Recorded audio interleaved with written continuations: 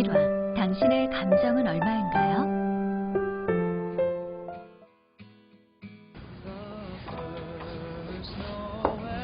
네, 그 부분은 김 과장님 말씀대로 수정한 건데요.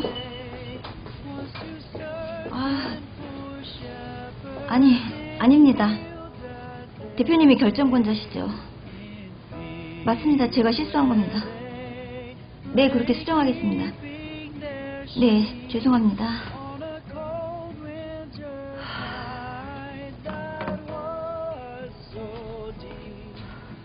주문하시겠어요? 너 지금 나한테 명령하니? 네? 가뜩이나 열받아 죽겠는데 카페 알바까지 명령질이네. 기다려야 될 거 아니야. 내가 먼저 말할 때까지 기다려야지. 너 서비스 티켓 기본 몰라? 서비스! 죄송합니다. 그게 지금 죄송한 사람 말투니? 얘 좀 봐라. 너 아까 보니까 인상도 쓰더라? 사장 어딨어? 사장 나오라 그래. 지금 사장님 안 계세요. 죄송합니다. 전화해서 오라 그래. 손님이 오라면 오는 거지. 여기 아주 알바부터 사장까지 가반도 아니네. 정말 죄송합니다. 야, 됐다. 주문이나 받아. 아이스 아메리카노.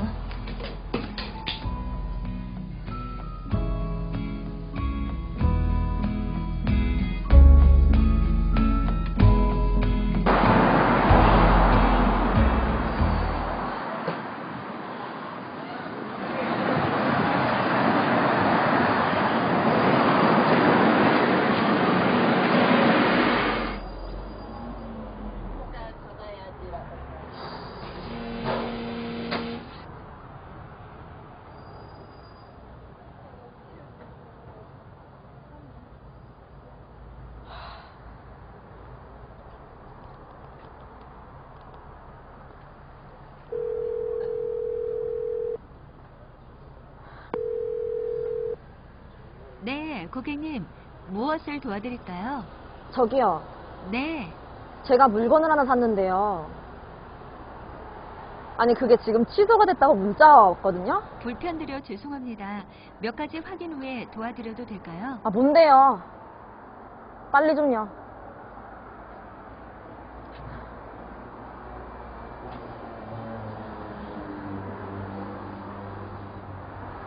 근데 저기 힘드시죠? 짜증내서 죄송해요.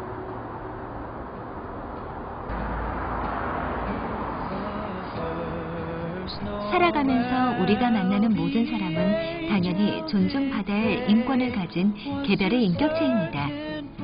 매장 직원에게 물건을 집어던지고 주차장 바닥에 무릎을 꿇리고 전화기 너머로 입에 담지 못할 욕설과 언어적 성희롱을 퍼붓는 사람들, 그리고 과도하게 강요되는 친절, 소비자가 노동자의 감정까지 구매할 수 있는 것일까요?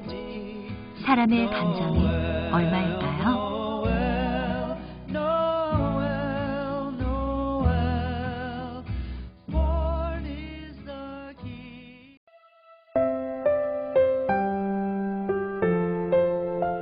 이화, 예쁜 꽃? 그런 건 없어요.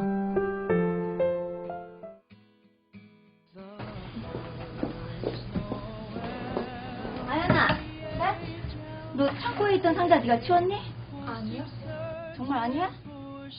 어제 내가 물품 정리하려고 챙겨놨는데 그때 네가 옆에 있었는데. 그거 사장님이 치우라고 하셔서 제가 치웠는데 어? 사이즈가 안 맞는다고. 그거 맞아. 내 정신 좀 봐. 우리 유나 아니었으면 내가 진짜 영영 생각도 못할 뻔했잖아. 역시 우리 유나 이쁘기만 하네. 아연아, 표정 뚱해가지고. 아연아, 요즘은 외모도 경쟁시대야. 넌 좀 꾸미고. 아니 그게 안 돼. 아휴, 됐다. 아휴, 넌 창고 가서 물품 정리나 해. 네. 얼른 가봐. 유나야. 네. 유나는 카운터를 봐줘야지. 우리 가게 간판인데. 네.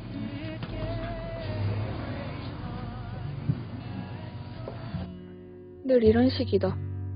뭐, 익숙하다. 난 예쁘지 않으니까.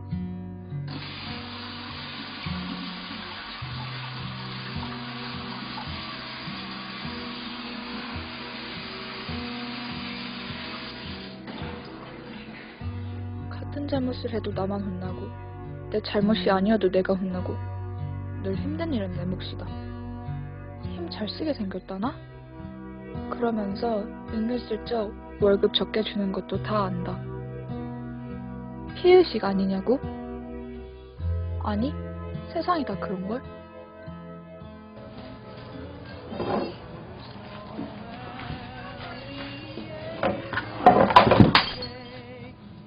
언니 괜찮아요? 나 괜찮아? 어떡해. 뭐야, 무슨 일이야? 컵이 깨져서. 유나, 괜찮아? 네. 아연이가. 아유, 이거 비싼 건데. 에이, 가지가지 하네, 진짜. 애가 조심성이 없어. 아주 생긴 대로.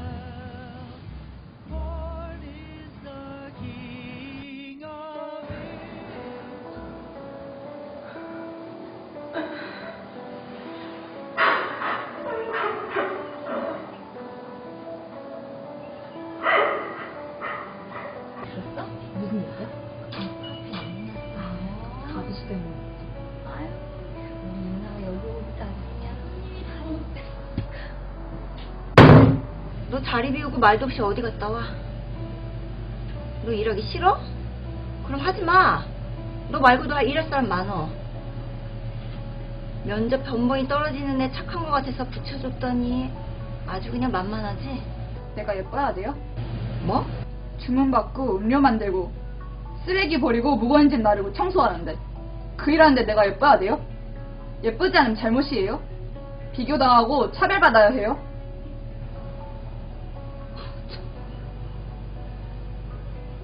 누구나 차별받지 않을 당연한 권리. 노동의 영역에서도 마찬가지입니다. 동일한 업무를 수행하는 노동자는 성별, 연령, 국적, 장애 유무 등에 의해 차별받지 않아야 합니다.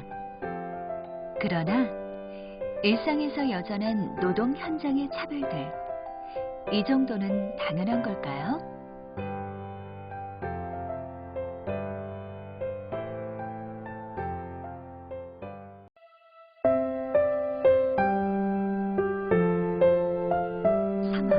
어려도 노동자입니다.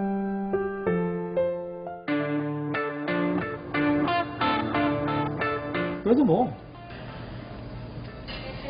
알바비 입금이 덜 됐더라고요. 최저임금으로 시간당 7,530원, 하루 4시간씩. 지난달 25일 일해서 75만 3천 원 주셔야 되는데 50만 원 주셨잖아요. 그건 어른들 얘기고 너는 꼬맹이잖아. 네? 야, 그걸 말이라고 하냐? 같은 돈 쓸 것 같으면 너를 왜 써? 그리고 밥 줬잖아, 내가. 식대는 급여에 포함되는 거 몰라? 밥 한 끼에 10,000원이다. 됐냐? 처음 시작할 때 식사 제공이라고 하셨잖아요. 아무튼 난 다 줬으니까 더 이상 줄 거 없다.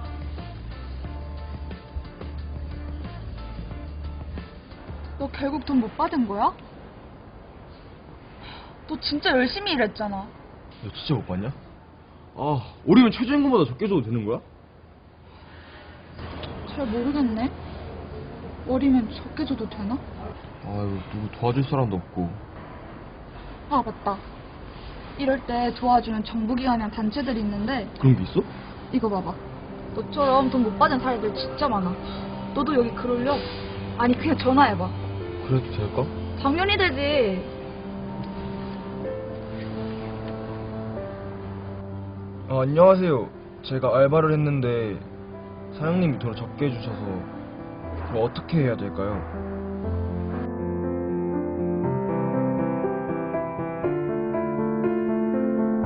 또 뭐?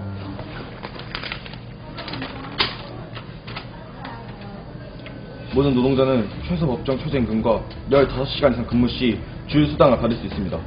저도 똑같은 노동자입니다. 그러니까 나머지 돈 25만 3천 원 주세요. 아이고 무서워라 노동자의 권리. 주세요. 어린 놈 어디서 주워들은 건 있어가지고. 야, 돈이나 밝히고 말이야. 뭐? 권리?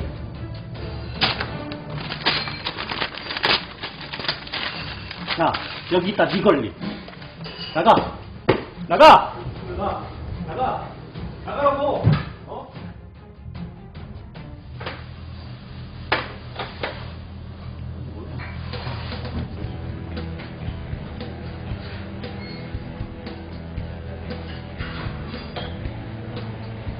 어이씨.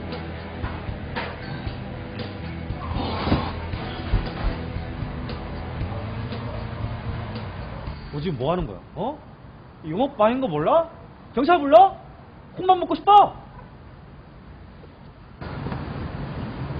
어려도 노동자입니다. 차별받지 않을 권리가 있습니다. 차별받지 않을 권리가 있습니다.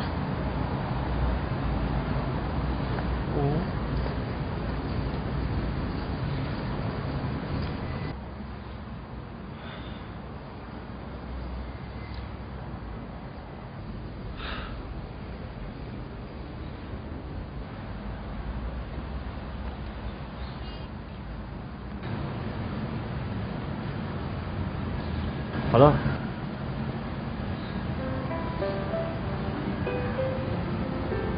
감사합니다.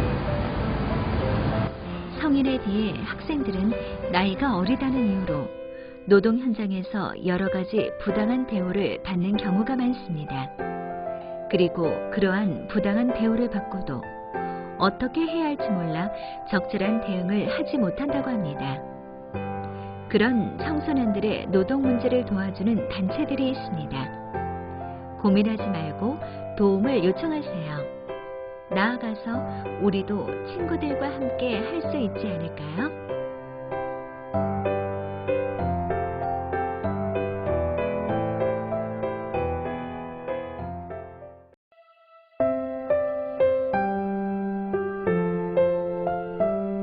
사화, 조금 불편해도 괜찮아요.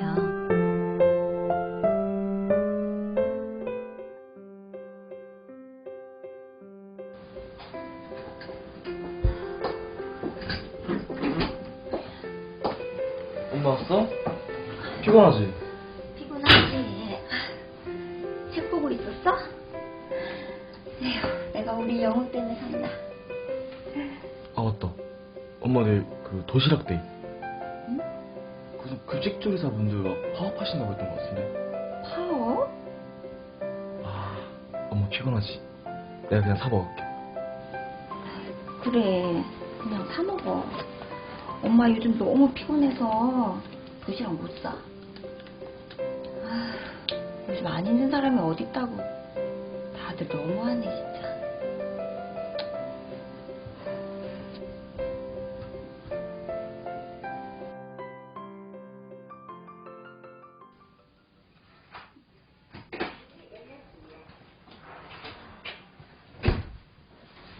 힘들어요? 어우, 시간이 몇 시야. 힘들죠? 왜 그렇지 뭐. 이게 하루 끝인가? 피곤하다. 참, 근데 영우는? 자, 피곤한지 기척도 없네. 하긴 피곤하겠지. 공부는 뭐 쉽겠어? 그러니까. 아, 그런데 학교 급식까지 파업이라잖아. 파업? 왜? 아니 뭐 임금 문제겠지. 맨날 하는 얘긴데. 아니 그렇다고 파업까지 해야 돼? 그것도 치사하게 애들 밥 먹는 걸로. 아니 도시락은 누가 싸줘? 엄마들은 뭐 강철이야? 요즘 일 안 하는 엄마들이 어딨다고. 많은 사람 힘들게 해. 좀 참지. 그래도 덕분에 지금까지 편했잖아. 어? 엄마들이고 아빠들이고 애들 밥 걱정은 안 했잖아. 며칠 좀 힘들겠지만 그렇게까지 욕할 일은 아닌 것 같은데. 그래도 애들 밥인데. 뭐 사 먹으면 되지. 애들도 그 정도는 이해할 거야. 부모가 내 자식 따뜻한 밥 먹이고 싶은 마음은 당연한 건데 그렇다고 그 사람들이 무조건 참고 견디라고? 저번에 우리 택배 기사들 파업할 때 말이야. 회사에서는 일부러 물량을 빼돌리고 영업소에서는 택배 기사는 우리 직원 아니니까 우리 책임 아니라고 떠넘기고 정말 죽고 싶더라니까. 그래, 맞아. 당신 진짜 고생 많았어. 거기다가 이거 욕까지 먹으면 어떡하나 걱정이었어. 근데 사람들이 댓글로 막 늦어도 된다더라. 어떤 분은 문자로 택배 내년에 와도 되니까 아저씨가 꼭 가져와 달라. 권리 찾으시라더라. 다 같이 사는 거니까 불편해도 괜찮다.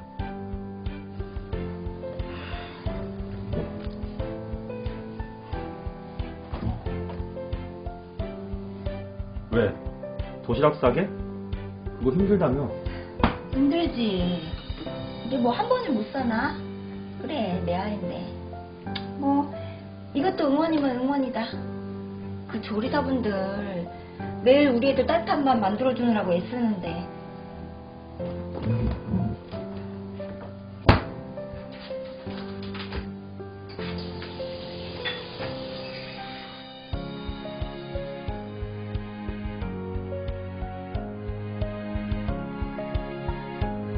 쟁의 행위, 파업, 폐업, 직장 폐쇄, 기타 노동관계 당사자가 그 주장을 관찰할 목적으로 행하는 행위와 이에 대항하는 행위로서 업무의 정상적인 운영을 저해하는 행위. 노동자의 파업은 각자의 자리에서 일상의 불편함을 모르도록 자리를 지켜왔던 이들이 그들의 요구를 관철시키기 위해 잠시 그 자리를 떠나는 것입니다. 함께 사는 세상, 우리가 불편을 응원해야 할 이유는 아닐까요?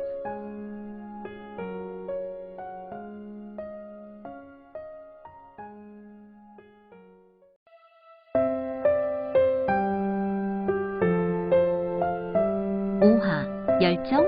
그건 원래 제 건데요.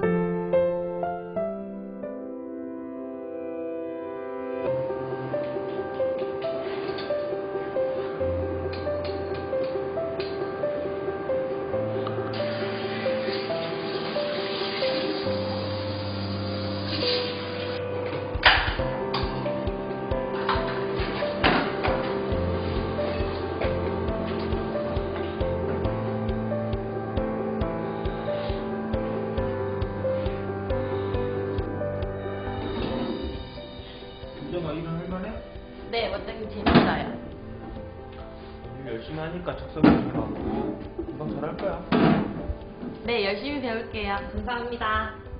아, 그리고 지금 월급 들어갈 거니까 은행 가서 현금으로 다시 찾아와. 알았지? 네? 왜요?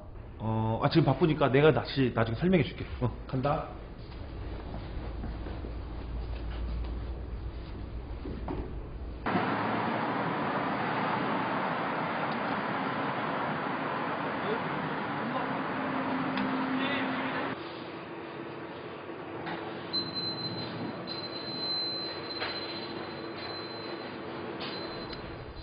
원장님 찾아왔어요. 줘볼래? 여기. 그래. 저기 원장님. 그런데 왜 제 월급을 다시 현금으로 찾아오라고 하신 거예요? 너 설마 그 돈 다 받을 생각이야? 네? 얘 봐라. 야, 너 지금 기술 배우는 중이잖아. 법이 그러니까 입금 흔적은 남기지만 그 돈 다 어떻게 다 주냐? 그치만 제가 일을 안 하는 것도 아니고. 야, 청소하고 정리하고 우리 배울 때 다 했어 그런 거. 너 드라이도 못하지? 너 학원에서 배운 거 써먹을 수 있어? 너 나한테 교육 다 받잖아. 그 돈 다 낼 거야? 그 돈 다 낼 거냐고. 하기 싫으면 때려치고 딴 데 가 그냥.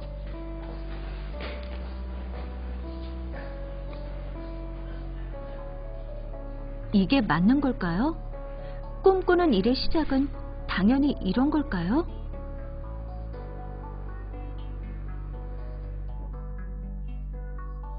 하고 싶은 일을 위한 첫걸음. 그 첫걸음을 향한 응원 대신 꿈을 담보로 대가 없는 노동과 열정을 강요하는 것. 스스로 선택한 거니까 그래도 된다고 하는 것. 이제 그만해야 하지 않을까요?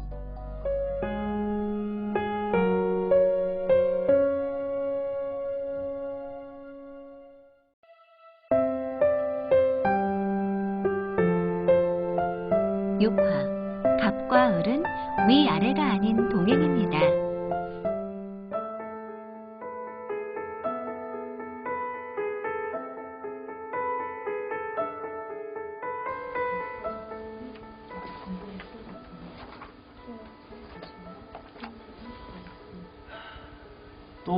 또 늦네요.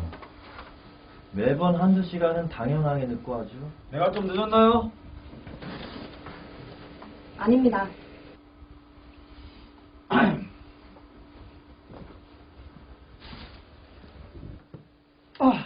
자, 그럼 어디 시작해봐요.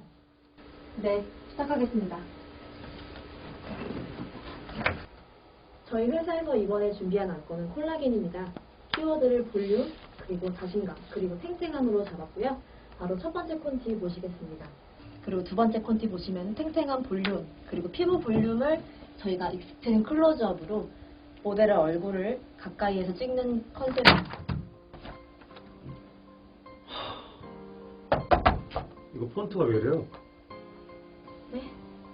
아니, 알아먹을 수가 없잖아요, 알아먹을 수가. 아니, 시간 내서 들으면 뭐해. 이렇게 기본이 안 돼 있는데.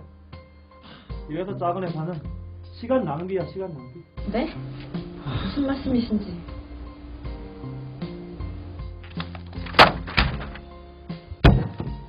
좀 쉬었다 합시다.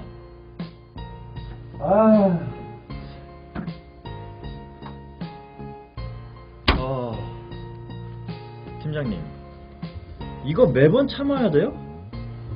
이 사람 정말 너무하네 진짜.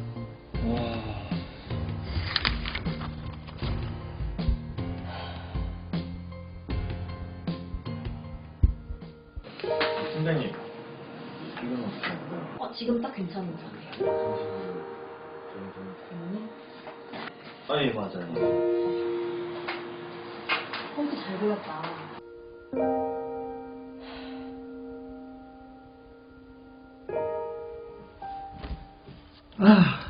다시 시작해봐요. 그러면 바로 이어서 다시 시작하겠습니다. 두 번째 콘티에서 모델의 얼굴을 클로즈업으로 땁니다. 그리고 바로 세 번째 컨셉으로 넘어가서 우리가 매년 감소하는 그런 콜라겐 수치를 감소. 뭐예요? 집중해 주시죠. 뭐? 어떤 결정을 내리시든 상관없습니다. 그런데 이 프로젝트를 같이 준비한 사람들이 있습니다. 그들의 시간, 그들의 열정, 그들의 가치를 무시하지 마십시오. 그래서 뭐? 갑과 을은 위아래가 아닌 같이 함께 일하는 사람들입니다. 최소한의 예의는 지켜주시기 바랍니다. 당신 미친 거 아니야? 됐고, 앞으로 우리 회사랑 10년간 거래할 일 없을 줄 알아. 유지사는 앞으로 100년간 저희 회사와 어떠한 거래도 금지하도록 하겠습니다. 나가주세요. 뭐 이런 데가 다 있어 진짜.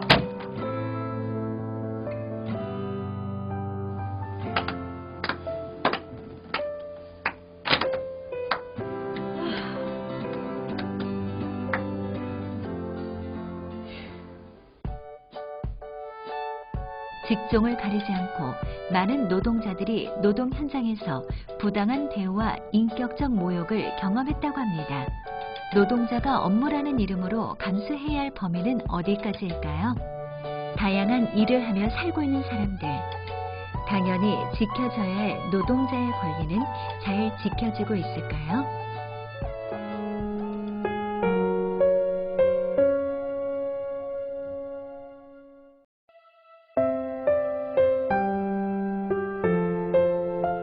실화, 노동자의 권리, 그리고 사람 전태일.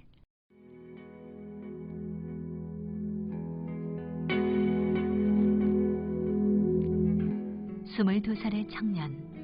1970년 11월 13일, 그 청년은 불꽃이 되었습니다.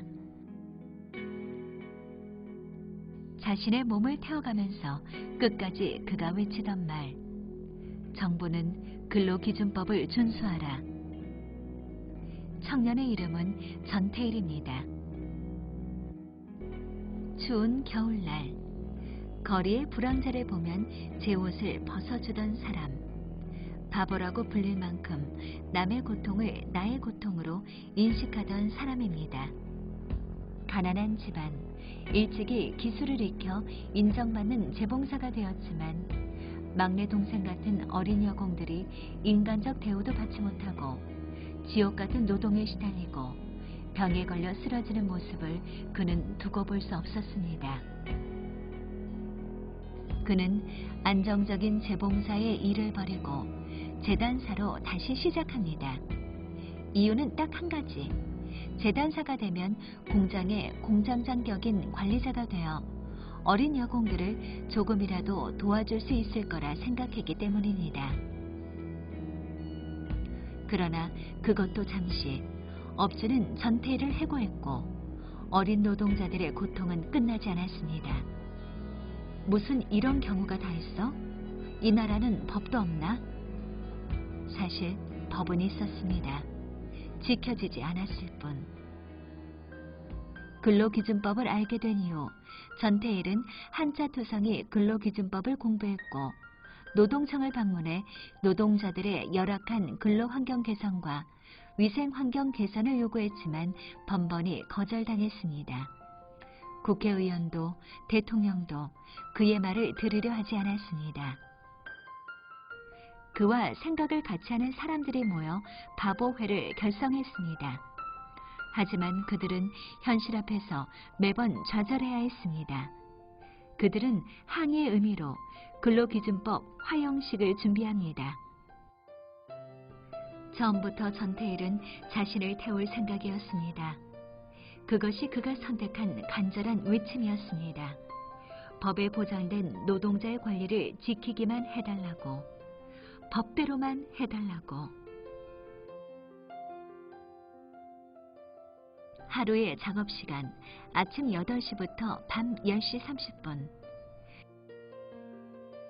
진단을 받는 당사자의 입장에서는 건강진단이라고 인정할 수 없으며 의사를 신뢰할 수 없습니다. 여공들은 시간 수당이 없으며 연령이 어린 관계로 발육 과정에 제기할 수 없는 심각한 피해를 입습니다.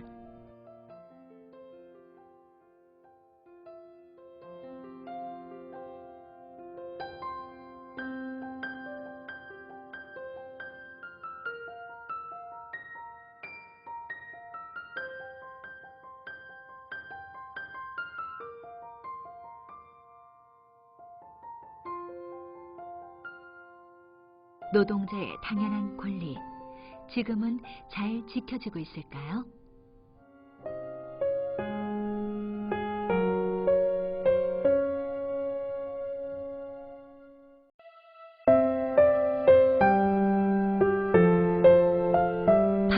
우리 스스로 행복한가요?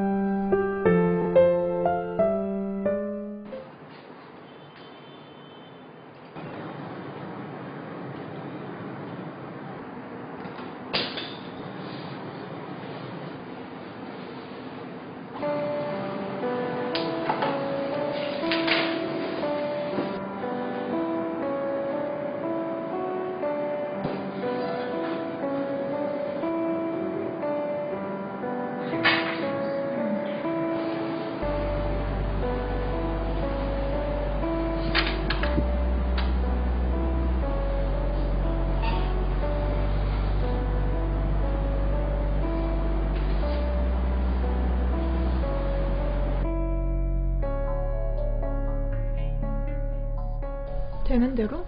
진로가 되는 대로라고? 무슨 의미가 있어요? 제가 의사를 원해도 점수가 안 되면 의대를 못 가고 박사가 하고 싶어도 그걸 뒷받침해줄 수 있는 집안 형편이 안 되면 못하는 거잖아요. 그래도 노력하고 있어요. 공부 열심히 하려고 노력하고 있어요. 수능만 끝나면 되니까. 그 다음은 또 뭐가 정해지겠죠. 그래, 맞는 말일 수도 있겠어. 사회가 그렇지. 공부를 하고 대학을 가고 또 스펙을 쌓고 다들 이게 아니라고들 하지만 막상 바쁘지 못하고 있지. 그런데 그렇다고 되는 대로 내버려두면 그냥 이게 끝나면 그 다음에 알아서 오겠지. 정말 이게 맞는 걸까? 목표가 꼭 숫자일 필요는 없어. 상위 1%, 수능 점수 몇 점. 그냥 네가 하고 싶은 일을 생각하면서 지금 할 수 있는 일에 최선을 다하면서 삶의 방향을 잃지 않는 것. 그게 중요한 것 같아. 솔직히 어렵지. 나도 어려워. 그래도 힘내자. 응? 네.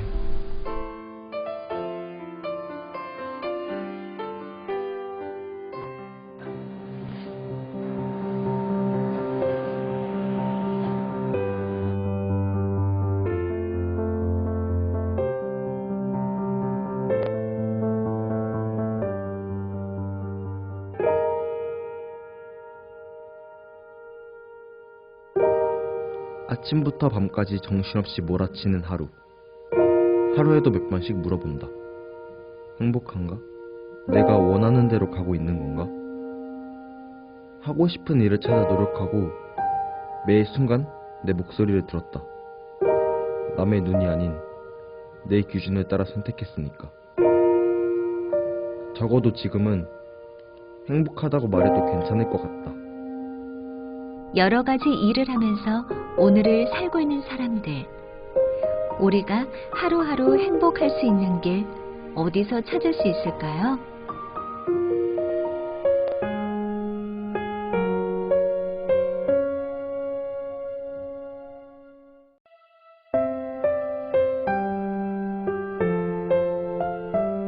고아, 세상에 절대 값은 없다.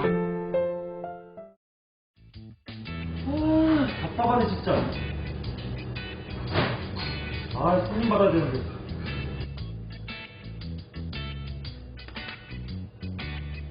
아, 고객센터죠? 왜 아직 수리기사 안 오는 거예요 진짜? 아, 1시간 더 기다리고 있잖아. 지금 답답해 죽겠네. 빨리 좀 불러줘요 빨리. 아, 고객을 뭘로 보는 거야 진짜.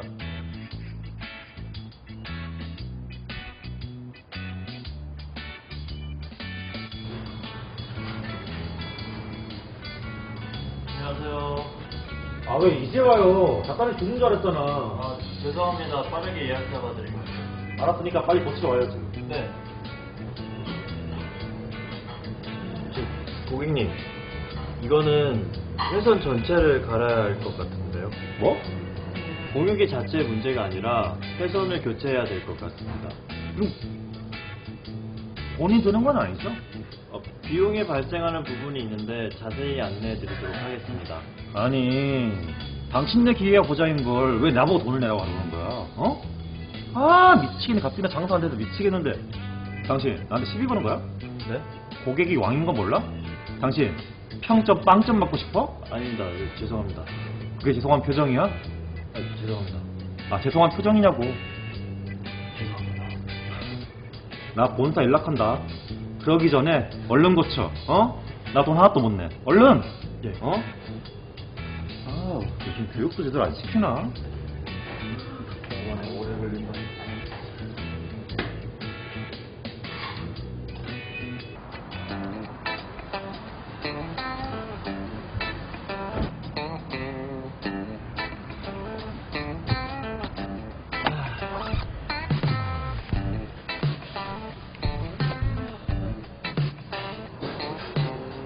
어서오세요. 뭐해? 안내 안 해?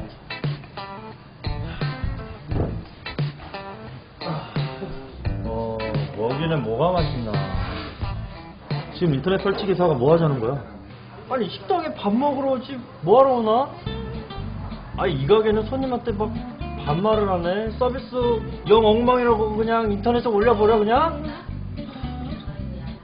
아, 뭐 먹을까? 뭐 손님. 먹을까나? 뭘로 드릴 값이요? 딱 보면 몰라? 어? 식당 주인이라는 사람이 딱 보면 알아야지. 혹시 초타? 아니, 나 삼계탕 먹을 건데. 죄송합니다. 그게 죄송한 표정이야? 그게 죄송한 표정이냐고. 아, 정말 죄송합니다. 아, 빨리 삼계탕 하나 가져와.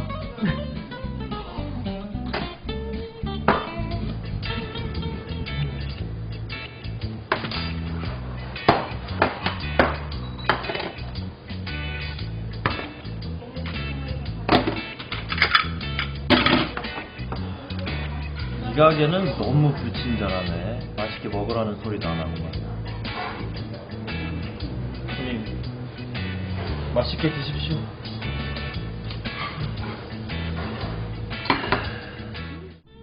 세상에 절대 갑과 절대 을이 있을까요? 서로를 존중하는 사회가 되는 길. 기본적인 예의만 지킨다면 그리 어려운 일은 아닐 겁니다. 사람들이 인권을 가진 존재로서 서로를 존중하려면 어떤 노력이 필요할까요?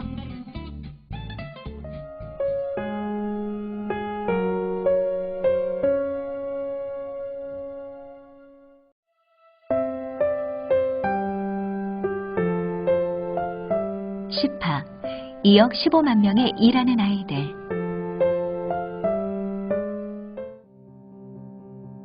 (2018년) 우리나라의 아이들은 학교에서 꿈을 배우며 자유롭게 뛰어놀고 있습니다.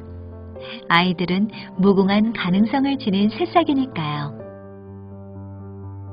하지만 같은 시간 지구의 반대편에 살고 있는 이 아이는 학교에 가지 않고 뭐라는 걸까요? 네팔 소년 비샬은 사실 학교에 가는 대신 매일 생존을 위한 노동을 해야 합니다. ड्युटी जान्छु 10 बजेतिर जान्छु 4 बजे आउँछु घर आएपछि खानासाना बनाउने मम्मी गर्नुहुन्छ पानी सानी ल्याइदिनु म गर्छु त्यसपछि भात बनाउने खाने त्यसपछि 비샬은 매일 아침 시멘트 공장으로 출근하고 있습니다. 오늘 하루 끼니를 해결하고 두 동생도 먹여 살리려면 어머니와 함께 하루 종일 공장에서 일을 해야만 하기 때문입니다. 이렇게 일해도 하루에 버는 돈은 700원 정도입니다. 하루 벌어 하루 먹고 살며 버티고 있지만 사실 이 네팔 소년 비샬의 꿈은 의사가 되는 것입니다. अहिले तिमी गिट्टी फुटेर धेरै पैसा कमाएर अर्को सहयोग आफूतिर ल्याएर अरूले सहयोग दियो भने मात्र टक्क गर्न सक्छ किन आफ्नो पनि सुरक्षित हो जान्थ्यो त्यसपछि आमाको पनि सुरक्षित हो जान्थ्यो अरू गरिब जनताहरूको पनि सुरक्षित 마음속에 간직하고 있는 희망의 씨앗. 이렇게 열심히 일하다 보면 비샬도 미래의 꿈을 이룰 수 있을까요? 아프리카 르완다에 살고 있는 12살 소년 마르땡의 사정도 비슷합니다. 마르땡은 아빠의 빈자리와 아픈 엄마를 대신하여 가장이 되었습니다. 5 가족이 먹고 살기 위해서는 매일 일을 나가야 합니다. 물통 2개를 가득 채워 배달하고 매일 돌을 짊어 나릅니다. 하루 벌이는 몇백 원에 불과하지만 이렇게라도 돈을 벌지 않으면 당장 가족들이 먹고 살 수가 없습니다.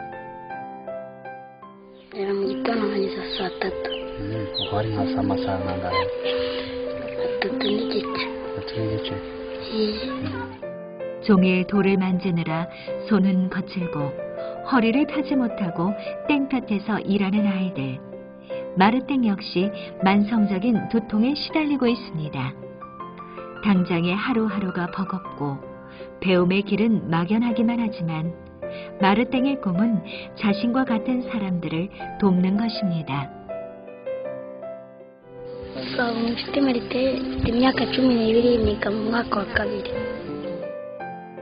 전 세계 76개국에서 2억 1,500만 명에 이르는 아이들이 가난 때문에 매일 일터로 나가 노동을 하고 있습니다. 이 아이들은 불합리한 착취에 고스란히 노출되어 현대판 노예제라는 비판을 받기도 합니다. 일하는 데 필요한 기본적인 보호 장비도 없이 하루 12시간 이상 일하지만 내 몸이 왜 아픈지, 내 몸이 아플 땐 어떻게 해야 하는지조차 모릅니다. 하고 싶은 일, 꾸고 싶은 꿈도 많은 아이들. 빈곤국가 아동들이 노동 대신 공부를 할 수 있도록 도울 수 있는 길은 없을까요?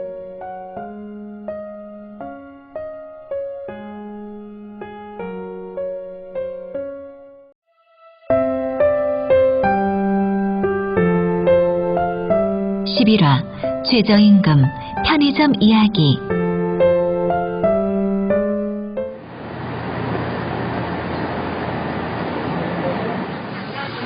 편의점 아르바이트를 시작한 지 2개월이 되었습니다. 사회에 첫걸음을 들이는 셈이라 낯설고 어려운 점도 많지만 미래를 위한 준비라 생각하며 책임감을 가지고 일하고 있습니다. 네, 부모님께 손을 안 버리고 제가 직접 돈을 모아서 쓰고 싶어서 하게 되었습니다. 2017년 통계에 따르면 청소년 10명 중 2명은 아르바이트 경험이 있습니다. 아직 서투르지만 나름대로의 노하우를 쌓아가며 일에 진지하게 적응해 나가는 중입니다. 담배 종류도 잘 모르고 계산 작동법도 잘 몰라서 익숙해질 때까지 조금 어려웠어요. 네. 2019년부터 최저임금은 8,350원입니다. 청소년들에게도 최저임금은 제대로 적용되고 있을까요? 1년 이하의 근로계약을 맺은 경우 수습기간이라도 최저임금을 전액 지급해야 하는데요. 실제로는 이를 기대하기 어려운 경우가 많지만 청소년 노동자들이 점주에게 권리를 요구하기는 어렵습니다. 열심히 일하지만 마땅한 권리를 요구할 수 없는 현실은 어떻게 달라질 수 있을까요?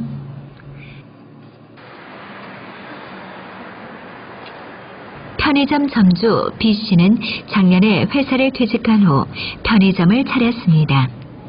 하지만 최근에는 운영에 어려움을 겪으며 점포를 닫아야 할지 고민 중이라고 하는데요.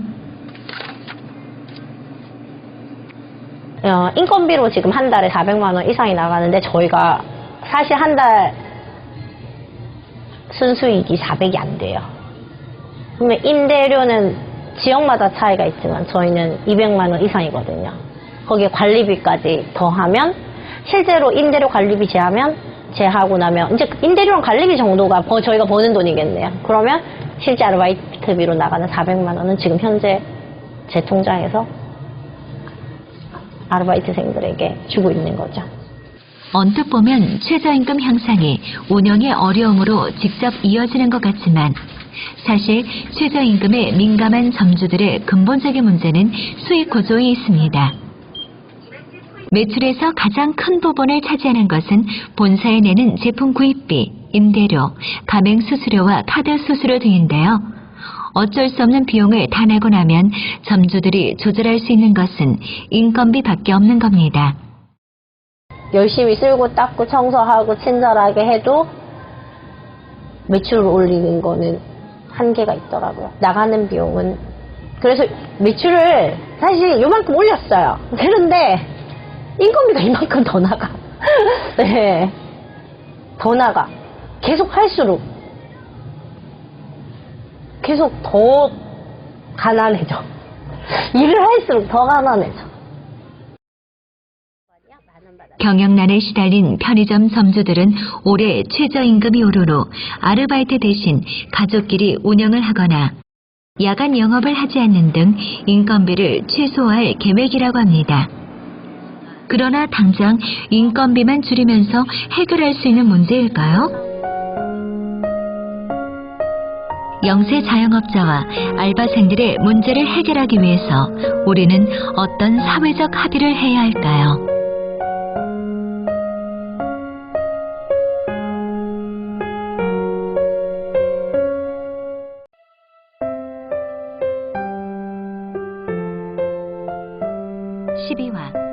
엄마는 원래부터 엄마 아니었어요?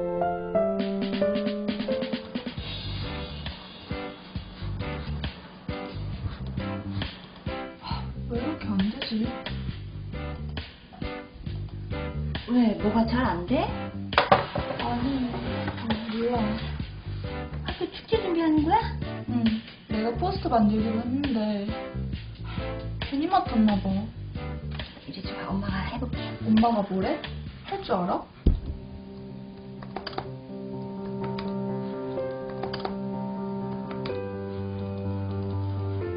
엄마가 이걸 어떻게 할 줄 알아? 엄마 원래 디자인 했었잖아. 맞다. 근데 이렇게 컴퓨터 아는 건 왠지 상상을 못했어. 엄마는 뭐 태어났을 때부터 엄마였게? 엄마도 예전에 회사 다닐 때 프로젝트 진행해서 상도 타고 회사에서 인정도 받고 그랬어. 아, 진짜? 완전 달라 보여.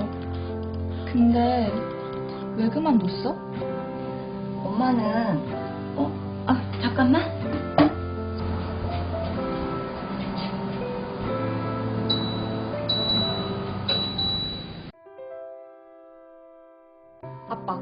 아빠도 엄마가 그렇게 디자인 잘하는 거 알고 있었지. 응, 당연하지. 왜? 무슨 일 있었어? 아니 뭐 포스터 하나 만든다길래 내가 좀 도와줬지.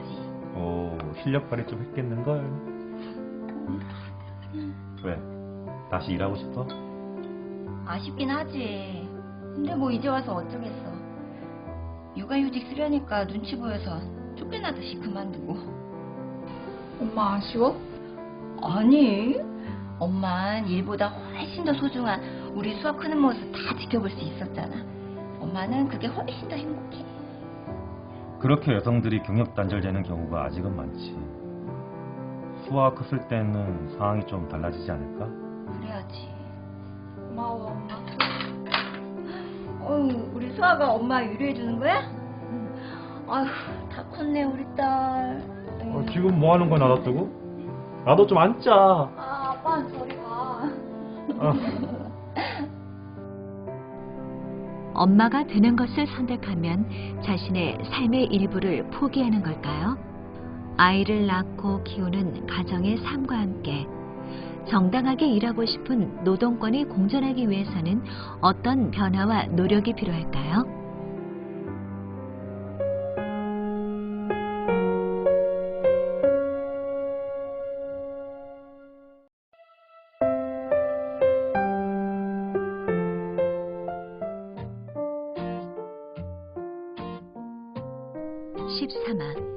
현대 노동과 비정규직.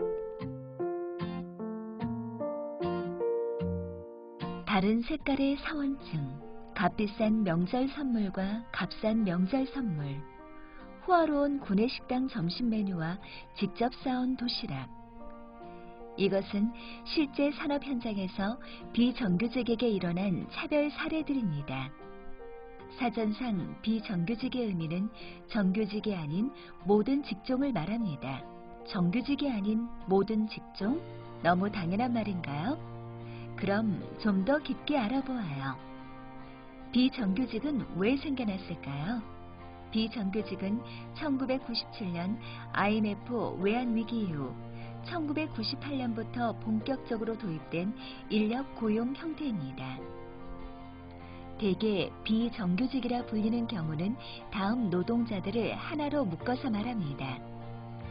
일당제로 일하는 일용직 노동자, 근로계약의 기간이 정해져 있는 노동자인 기간제 노동자, 근로시간이 사업장의 소정 근로시간보다 짧은 노동자인 단시간 노동자. 이런 고용 형태가 다 비정규직이라고 불립니다. 비정규직 노동자들이 겪는 문제점은 무엇일까요? 첫째, 비정규직 노동자들은 고용 보장이 되지 않습니다. 비정규직 노동자는 고용 계약 기간 연장이 전적으로 자신의 실력과 사용자에게 달려 있습니다. 둘째, 비정규직 노동자들은 임금 수준이 낮습니다. 중간에 끼어있는 소개업체, 협력업체, 도급업체, 파견업체 등에서 기업이 노동자에게 지불하는 인건비 일부를 소개비 명목으로 차감하고 돈을 주기 때문입니다. 셋째, 비정규직 노동자들은 복리후생에서의 차별과 안전에서의 차별을 받고 있습니다. 넷째, 비정규직은 사실은 해외에서 발생한 개념입니다. 비정규직의 의미는 정규 편제에는 없으며 필요한 때만 잠깐 쓰는 직급이며 노동시장에 유연성을 공급하는 역할을 합니다. 현대의 새로운 노동 형태로 자리 잡은 비정규직 노동자는 한국 사회 곳곳에 있습니다. 세상은 이들의 목소리에 점차 더 귀를 기울여 줄까요?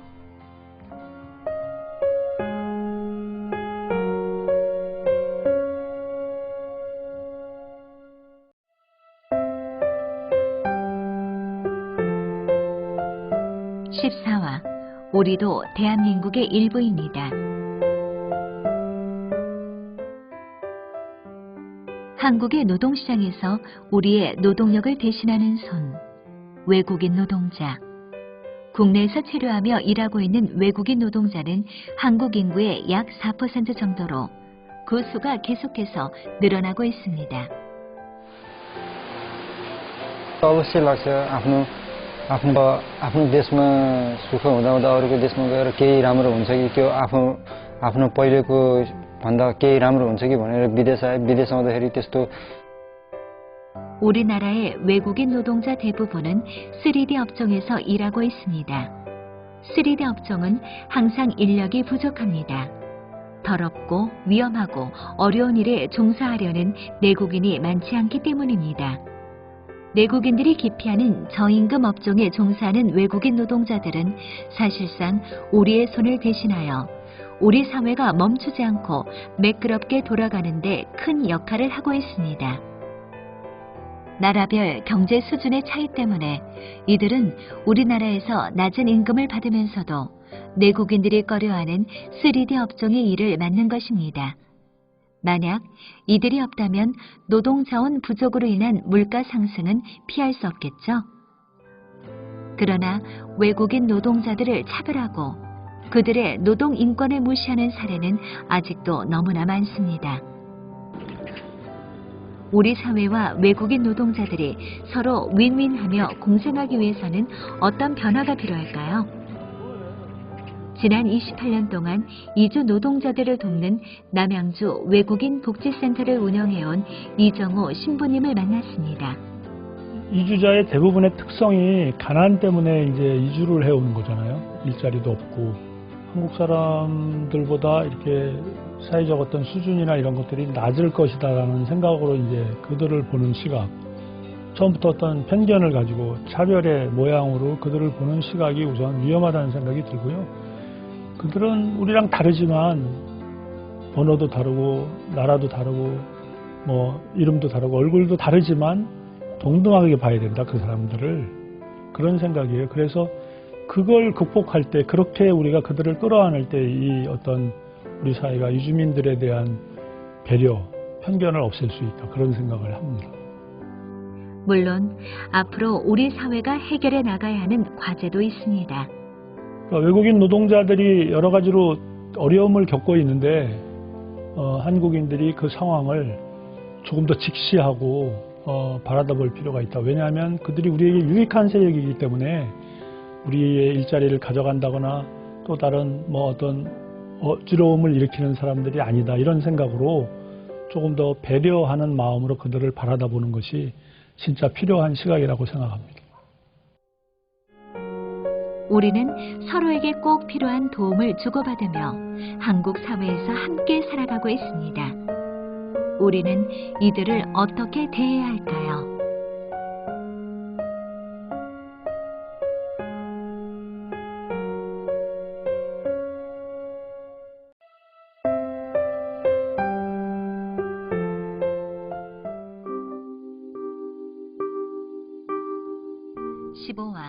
노동자의 건강, 돈으로 살 수 있나요? 저는 고1이 되고 배달 아르바이트를 시작했습니다. 다른 아르바이트에 비해 시급이 높기 때문입니다. 하루 대여섯 시간, 주문이 많으면 자정까지 일했습니다. 하지만 야간 수당 같은 건 없었습니다. 그리고 배달 알바는 시간이 생명이라며 제가 배달 갔다가 늦게 돌아올 때마다 야 임마! 딴 데로 새지 말고 착실하게 배달이나 해! 라고 사장님이 면박을 주었습니다. 저는 절대로 그런 적이 없는데 너무 억울하고 화가 났지만 죄송합니다 라고 말할 수밖에 없었습니다. 잘리거나 임금이 깎일 수도 있기 때문에 겁이 났습니다. 그래서 배달을 할 때 점점 더 속도를 냈고 항상 쫓기는 기분이 들었습니다. 그러던 어느 날 파란 신호가 깜빡깜빡할 때 우회전을 했는데 갑자기 나타난 꼬마를 피하려다가 사고가 났습니다. 저는 전신에 심한 다박상을 입었고 오토바이는 수리를 할 수밖에 없는 상태가 되어버렸습니다. 그 사실을 알게 된 사장님께서는 노발대발하시며 오토바이 수리비를 제 임금에서 제하겠다고 하셨습니다. 저는 제 임금에서 수리비를 지불해야 한다는 것도 슬펐지만 제 몸 상태는 사장님의 관심 받기라는 현실이 너무나 비참했습니다.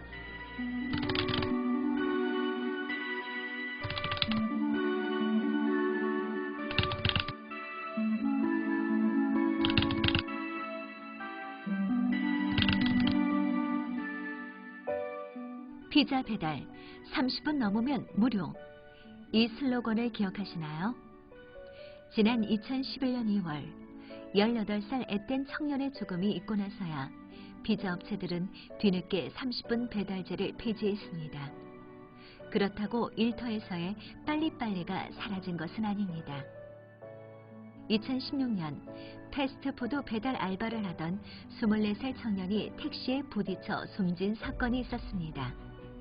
배달 오토바이도 택시도 모두 신호를 위반해 달렸던 것으로 드러났고 2km가 넘는 거리를 20분 안에 햄버거를 배달하기 위해 그는 과속을 하였습니다. 30분 배달제가 폐지됐다고는 하지만 전과 달라진 것은 없었습니다. 패스트푸드 업체들은 여전히 각 알바들의 시간 내 배달 실적을 챙기며 무언의 압박을 가합니다. 또 배달앱이 생기면서 음식점에 배달을 대행해주는 배달 대행업체도 여기저기 생겨났습니다. 콜이 뜨면 업체들 간의 경쟁이 치열하게 벌어지는데 그곳에 시간 경쟁이 없을 리 만무합니다. 문제는 이 같은 빨리빨리 경향이 도로 위뿐만 아니라 일터 전반에서 나타나고 있다는 점입니다. 2016년 5월 28일 발생했던 구의역 사고에서도 정비기사는 고장 접수 1시간 이내에 현장에 도착해야 한다는 계약서 내용이 드러났습니다. 정비기사 19살 김군은 열차에 치여 숨지기 불과 몇 분 전에 회사에서 을지로 사가역도 고장 신고가 들어왔다는 전화를 받았습니다. 가방 속에는 덩그러니 컵라면만 남아 김군이 얼마나 시간 압박에 시달렸는지를 증언하고 있습니다. 대한민국 사회는 2011년 김군의 사망에 붕괴했으나 2016년 김군의 죽음을 막지는 못했습니다. 빨리빨리는 없어지지 않았고 일터 사망도 줄어들지 않았습니다. 청소년들이 노동에 나설 수밖에 없는 현실에 사회가 그들에게 어떤 노동 여건을 만들어줬는지 돌아봐야 하지 않을까요?